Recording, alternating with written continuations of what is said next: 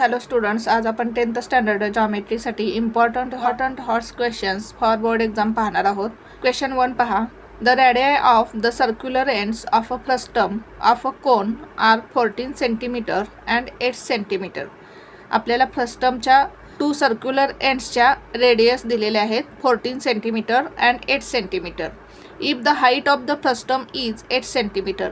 आपल्याला फ्रस्टमची perpendicular height दिलेली आहे 8 सेंटीमीटर. फाइंड करायचं आहे पहा आपल्याला. Curved surface area of frustum, total surface area of the frustum, volume of the frustum आपल्याला फाइंड करायचं आहे. पायची व्हॅल्यू आपल्याला दिलेली आहे 3.14. प्रथम आपण एक्झाम्पल समजून घेऊ. आता आपल्याला काय दिलेलं आहे पहा. या ठिकाणी मी फ्रस्टमची फिगर काढलेली आहे. आपल्याला फ्रस्टमच्या 2 सर्क्युलर एंड्सच्या रेडियाई दिलेल्या आहेत. आता मोठ्या सर्क्युलर सरफेसची रेडियस आपण R1 कन्सिडर करू. किती दिलेली आहे 14 सेंटीमीटर. आणि स्मॉलर सर्क्युलर सरफेसची रेडियस R2 कन्सिडर करू. किती दिलेले आहे 8 सेंटीमीटर. आपल्याला परपेंडिक्युलर हाईट दिलेली आहे h is equal to 8 centimetre. आणि आपल्याला स्लांट हाईट काढून घ्यावी लागेल.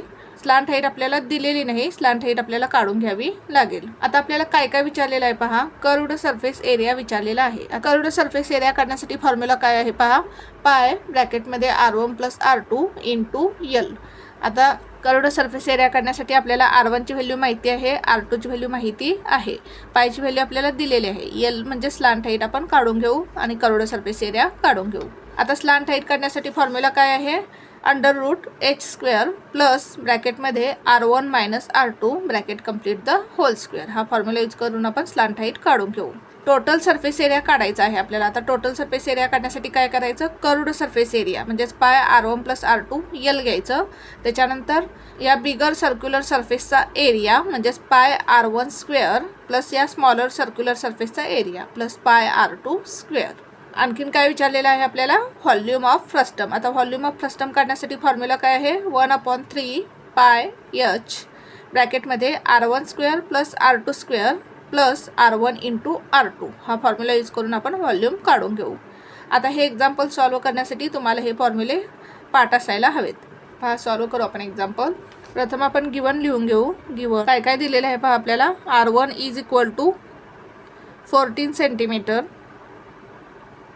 R2 is equal to 8 centimeter, perpendicular height h is equal to 8 centimeter. आता प्रथम आपण स्लांट हाईट काढून घेऊ. Slant height of the frustum is equal to formula काय आपला h² ब्रॅकेटमध्ये R1 minus R2 bracket complete the whole square. आता याच्यामध्ये आपण व्हॅल्यू पुट करू. आता h ची व्हॅल्यू आपल्याला काय दिलेली आहे 8 म्हणजेच काय 8चा square plus R1 minus R2. R1 किती आहे 14, R2 किती आहे 8 म्हणजेच 14 minus 8 bracket complete the whole square is equal to 8चा स्क्वेअर 64 प्लस 14 मायनस 8 6चा square 36 is equal to 64 plus 36 किती येईल 100. 100चा स्क्वेअर रूट काय येईल 10. म्हणजेच आपल्याला स्लांट हाईट किती मिळाली 10 सेंटीमीटर. या ठिकाणी ब्रॅकेटमध्ये लिहू आपण L is equal to therefore L is equal to 10 centimetre. Slant height किती मिळाली आपल्याला 10 सेंटीमीटर. आता आपण curved surface area of frustum काढून घेऊ. Curved surface area of frustum formula काय आपला पाय ब्रॅकेटमध्ये R1 plus R2 into L is equal to याच्यामध्ये आपण व्हॅल्यू पुट करू. पायची व्हॅल्यू काय दिलेली आहे आपल्याला 3.14 ब्रॅकेटमध्ये R1 प्लस R2. R1 किती आहे 14, R2 किती आहे 8 म्हणजेच 14 प्लस 8 इंटू L किती मिळालं आपल्याला 10 into 10 is equal to 3.14 into 14 plus 8 22 into 10 is equal to 3.14 into 20 into 10 किती येईल 220. आता 3.14 इंटू 220 करू आपण. 220 आपण खाली घेऊ. हा 0 0 0 0 येईल. 2 4 0, 2 4 जार 8, 2 1 जार 2, 2 3 जार 6 0 0, 2 4 जार 8, 2 1 जार 2, 2 3 जार 6. ॲडिशन करू 0 8 8 प्लस 2 10 0 कॅरीवर 1 6 प्लस 2 8 प्लस 1 9 हा 6 येईल. 1 2 डिजिट नंतर पॉईंट येईल म्हणजे 690.80 इज इक्वल टू 690.80 म्हणजेच 0.8. युनिट काय येईल सेंटीमीटर स्क्वेअर. एरिया काढला आपण म्हणजेच युनिट काय येईल सेंटीमीटर स्क्वेअर. म्हणजेच आपल्याला कर्व्ड सरफेस एरिया काय मिळाला 690.8 सेंटीमीटर स्क्वेअर. आन्सर लिहू आपण या ठिकाणी. Therefore curved surface area of a frustum is 690.8 centimetre square. आता सेकंड आपल्याला काय विचारलेलं आहे total surface area of the frustum. Formula लिहून घेऊ आपण. Total surface area of the frustum is equal to formula काय आहे आपला कर्व्ड सरफेस एरिया म्हणजेच pi r1 plus r2 into l plus bigger circular सरफेसचा एरिया म्हणजेच pi r1 square plus smaller circular सरफेसचा एरिया म्हणजेच पाय r2 square is equal to curved surface area आपण काढून घेतलेला आहे 690.8 लिहून घेऊ आपण 690.8 प्लस आता या दोन्हीमधून आपण पाय कॉमन काढू शकतो. पाय कॉमन काढू आपण. ब्रॅकेटमध्ये काय येईल r1 square plus r2 square. याच्यातून पाय काढला आपण r1 स्क्वेअर राहील प्लस यामधून पाय कॉमन काढला r2 स्क्वेअर राहील इज इक्वल टू 690.8 प्लस पायची व्हॅल्यू किती आहे 3.14 ब्रॅकेटमध्ये r1 square plus r2 square. r1 किती आहे 14 म्हणजेच 14चा स्क्वेअर प्लस r2 किती आहे 8 म्हणजेच 8चा square is equal to 690.8 plus 3.14 into ब्रॅकेटमध्ये काय येईल 14चा स्क्वेअर किती आहे 196 प्लस 8चा square 64 is equal to 690.8 plus 3.14 into 196 plus 64 देईल पहा 6 plus 4 10 0 carry over 1 9 plus 6 15 plus 1 16 6 carry over 1 1 plus 1 2 260 येईल. आता आपण हे मल्टिप्लिकेशन करून घेऊ 3.14 इंटू 260 0 6 ने मल्टिप्लाय करू 6 4 जार 24 कॅरी ओवर 2 6 1 जार 6 प्लस 2 8 6 3 जार 18 0 0 2 4 जार 8 2 1 जार 2 2 3 जार 6 ॲडिशन करू आपण 0 4 8 plus 8 16 carry over 1 8 plus 2 10 plus 1 11 1 carry over 1 6 plus 1 7 plus 1 8 1 2 2 digit नंतर पॉईंट येईल म्हणजेच किती मिळालं आपल्याला 816.40 या ठिकाणी काय येईल 690.8 प्लस 816.40. आता याच्यामध्ये आपण 690.8 ॲड करू 690.8 ते 0 देऊ आपण 0 8 plus 4 12 2 carry over 1 6 plus 1 7 9 plus 1 10 0 carry over 1 8 plus 6 14 plus 1 15 म्हणजे आपल्याला आन्सर काय मिळालं 1507.20. आन्सर लिहू आपण या ठिकाणी 1507.20 म्हणजेच 0.2 0 नाही लिहिला तरी चालेल सेंटीमीटर स्क्वेअर. युनिट काय सेंटीमीटर स्क्वेअर म्हणजेच आपल्याला total surface area of the frustum काय मिळाला 1507.2. या ठिकाणी लिहू आपण total surface area of frustum is equal to 1507.2 centimetre square. आता थर्ड काय विचारलेलं आहे आपल्याला volume of the frustum. Formula लिहून घेऊ आपण व्हॉल्यूम ऑफ द फ्रस्टमसाठी. Volume of the frustum is equal to formula काय आपला 1/3 पाय h ब्रॅकेटमध्ये r1 square plus r2 square plus r1 into r2. Value put करू आपण याच्यात 1/3 पायची व्हॅल्यू किती आहे 3.14 इंटू h परपेंडिक्युलर हाईट किती आहे 8 ब्रॅकेटमध्ये r1 स्क्वेअर r1 किती आहे 14 14चा स्क्वेअर प्लस r2 किती आहे 8 8चा square plus r1 into r2 r1 14 into r2 किती आहे 8 is equal to 1/3 into 3.14 into 8 ब्रॅकेटमध्ये 14चा स्क्वेअर 196 प्लस 8चा स्क्वेअर 64 प्लस 14 8 जार 112 इज इक्वल टू आता ह्या तिन्हीचे आपण ॲडिशन करू 196 plus 64 plus 112 6 plus 4 10 10 plus 2 12 carry over 1 9 plus 1 10 10 plus 6 16 16 plus 1 17 carry over 1 1 plus 1 2 2 plus 1 3 372 1/3 into 3.14 into 8 into 372 या सगळ्याची ॲडिशन किती मिळाली 372. आता या ठिकाणी 3 ने भागालू 3 1 जार 3 3 1 जार 3 3 2 जार 6 1 राहिला 3 4 जार 12 म्हणजेच काय मिळालं आपल्याला 3.14 इंटू 8 इंटू 124. आता या सगळ्याचं मल्टिप्लिकेशन केल्यावर आपल्याला आन्सर किती मिळेल? आता या सगळ्याचं कॅल्क्युलेशन केल्यावर आपल्याला आन्सर किती मिळेल? 3114.88 सेंटीमीटर क्यूब. व्हॉल्यूमचं युनिट काय येईल? Centimetre cube. म्हणजेच आपल्याला व्हॉल्यूम ऑफ द फ्रस्टम काय मिळालं? 3114.88 सेंटीमीटर क्यूब. आन्सर लिहू आपण खाली. Therefore, volume of the frustum is 3114.88 centimetre cube. अशा प्रकारे आपल्याला हे एक्झाम्पल सॉल्व करायचं होतं. नेक्स्ट एक्झाम्पल सॉल्व करू आपण. क्वेश्चन सेकंड पहा. In the following figure DE parallel BC.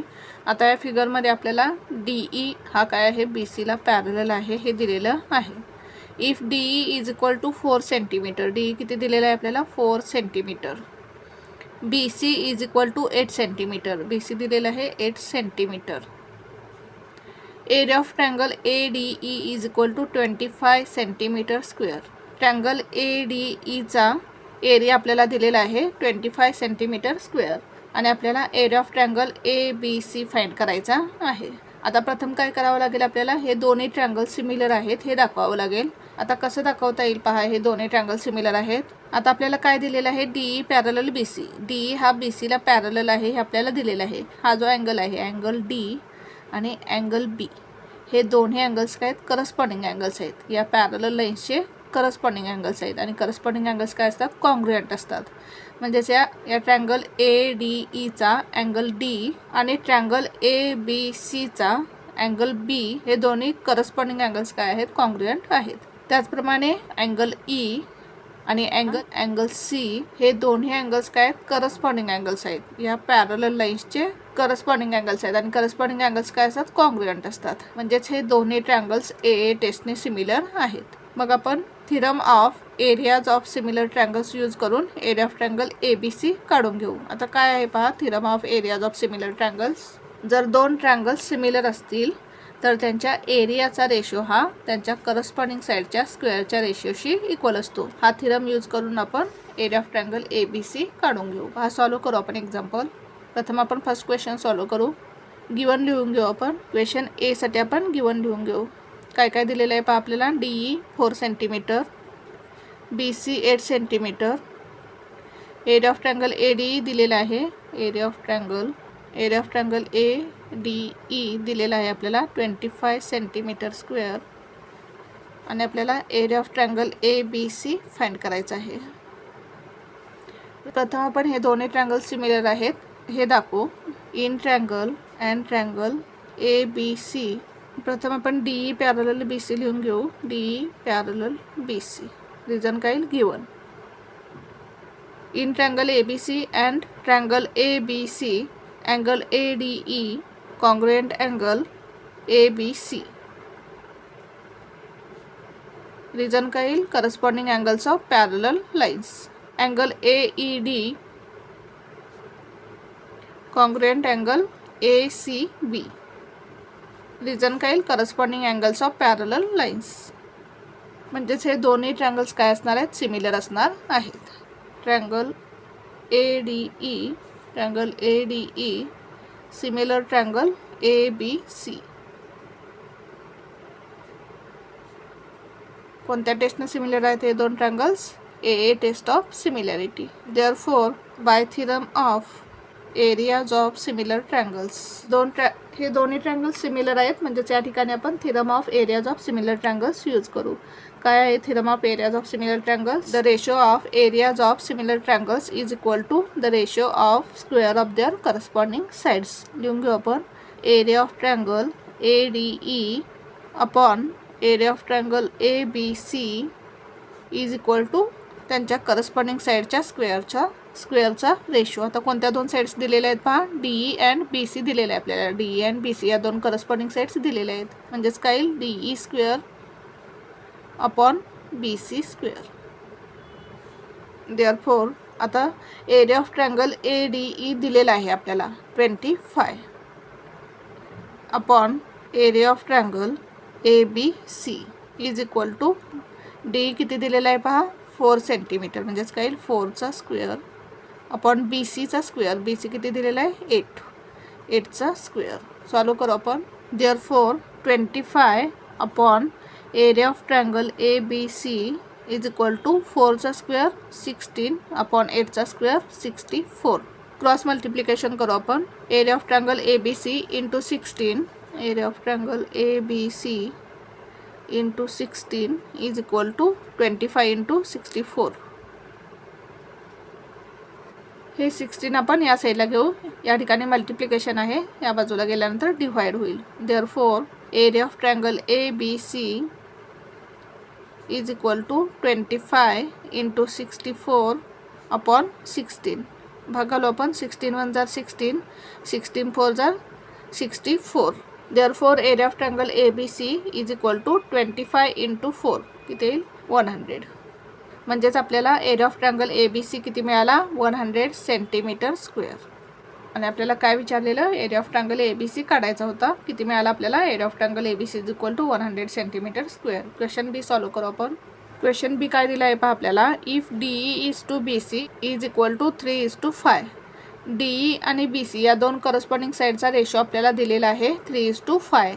Then find area of triangle ADE is to area of quadrilateral DBCE. आणि आपल्याला एरिया ऑफ ट्रायंगल ADE आणि एरिया ऑफ क्वाड्रिलॅटरल DBCE यांचा ratio find करायचा आहे. आता प्रथम काय करावं लागेल आपल्याला, ट्रायंगल ADE आणि ट्रायंगल ABC हे दोन्ही ट्रायंगल सिमिलर दाखवावे लागतील. आणि मग theorem of areas of similar triangles use करून हा रेशो आपल्याला काढून घ्यावा लागेल. पहा सॉल्व करू आपण एक्झाम्पल. प्रथम आपण दोन्ही ट्रायंगल सिमिलर दाखवू. ट्रायंगल आपण वरच्या एक्झाम्पलमध्ये दाखवलं त्याचप्रमाणे आपल्याला हे दोन्ही ट्रायंगल्स परत सिमिलर दाखवायचे आहेत. आता हे दोन्ही ट्रायंगल्स सिमिलर आहेत, मग आपण theorem of areas of similar triangle use करू. Therefore by theorem of areas of similar triangles, area of triangle ADE upon area of triangle ABC is equal to area of triangle ADE upon area of triangle ABC यांच्या corresponding sides कोणत्या दिलेल्या आहेत, DE is to BC. DE आणि BC या दोन corresponding sides दिलेल्या आहेत. म्हणजे त्या ठिकाणी काय येईल DE square upon BC square. दोन ट्रायंगलच्या एरियाचा रेशो हा त्यांच्या करस्पॉन्डिंग साईडच्या स्क्वेअरच्या रेशोशी इक्वल असणार आहे. Therefore area of triangle ADE upon area of triangle ABC is equal to, हा रेशो काय दिलेला आहे आपल्याला 3:5. म्हणजे त्या ठिकाणी काय येईल 3चा स्क्वेअर अपॉन 5चा square. Therefore area of triangle ADE upon area of triangle ABC is equal to 3चा स्क्वेअर 9, 5चा स्क्वेअर 25. हा रेशो आपल्याला दिलेला आहे 3:5, त्यामुळे आपण इथे 3:3/5 लिहिलेला आहे. आणि यांचा काय करायचा स्क्वेअर, 3चा स्क्वेअर अपॉन 5चा स्क्वेअर. आता आपण क्रॉस मल्टिप्लिकेशन करू. Area of triangle ADE into 25, area of triangle ADE into 25 is equal to 9 into area of triangle ABC. 9 into area of triangle ABC. Therefore area of triangle ADE into 25 is equal to 9 into, आता area of triangle ABC साठी आपण काय लिहू शकतो पहा. आता area of triangle ABC यासाठी आपण काय लिहू शकतो, area of triangle ADE plus area of quadrilateral DBCE. कारण ABC म्हणजेच काय आहे ADE प्लस DBCE. म्हणजेच आपण area of triangle ABC is equal to area of triangle ADE plus area of triangle DBCE लिहू शकतो. Area of triangle ADE plus area of quadrilateral DBCE. Therefore area of triangle ADE into 25 is equal to, आता ह्या 9 आपण या ब्रॅकेटमधल्या प्रत्येक टर्मला multiply करू. 9 into area of triangle ADE, 9 into area of triangle ADE plus 9 into area of quadrilateral DBCE. काय केलं आपण 9 या एरिया ऑफ ट्रायंगल ADEला मल्टिप्लाय केलं, त्याच्यानंतर 9 एरिया ऑफ क्वाड्रिलॅटरल DBCला मल्टिप्लाय केलं. Therefore area of triangle ADE into 25 इथे येईल 25 area of triangle ADE is equal to 9 into area of triangle ADE काय येईल 9 area of triangle ADE plus 9 into area of quadrilateral DBCE काय येईल 9 area of quadrilateral DBCE. आता ही term आपण या साईडला घेऊ. या ठिकाणी साईन काय नाही म्हणजे प्लस आहे, या बाजूला आल्यानंतर मायनस होईल. Therefore 25 area of triangle ADE minus 9 area of triangle ADE is equal to 9 area of quadrilateral DBCE. आता 25 area of triangle ADE minus 9 area of triangle ADE किती येईल पहा. 25 minus 9 16 area of triangle ADE. या ठिकाणी area of triangle ADE आहे, या ठिकाणी पण एरिया ऑफ ट्रायंगल ADE आहे. मग 25 area of triangle ADE minus 9 area of triangle ADE किती येईल 16 area of triangle ADE is equal to 9 area of quadrilateral DBCE. आता आपण हा 16 या बाजूला घेऊ आणि हा एरिया ऑफ क्वाड्रिलॅटरल DBC या बाजूला घेऊ. हा 16 मल्टिप्लाय आहे, या बाजूला गेल्यानंतर डिवाइड होईल आणि हा area of quadrilateral DBC multiply आहे, या बाजूला आल्यानंतर डिवाइड होईल. Therefore area of triangle ADE upon he term आपण या साईडला घेऊ. या ठिकाणी मल्टिप्लाय आहे, या बाजूला आल्यानंतर डिवाइड होईल. Area of quadrilateral DBCE is equal to हा 9. आता हा 16 या बाजूला घेऊ, इथे मल्टिप्लाय आहे, या बाजूला आल्यानंतर डिवाइड होईल. डिवाइड 16 म्हणजेच हा रेशो आपल्याला काय मिळाला पहा. Area of triangle ADE upon area of quadrilateral DBCE is equal to 9/16 आणि हा रेशो आपल्याला फाइंड करायचा होता. आन्सर लिहू आपण खाली. Therefore area of triangle ADE is to area of quadrilateral DBCE is equal to 9:16. अशा प्रकारे हे एक्झाम्पल आपल्याला सॉल्व करायचं होतं. Thank you for watching this video. जर तुम्हाला व्हिडिओ आवडला असेल तर व्हिडिओला लाईक करा, कमेंट करा, शेअर करा आणि चॅनलला सबस्क्राईब करा.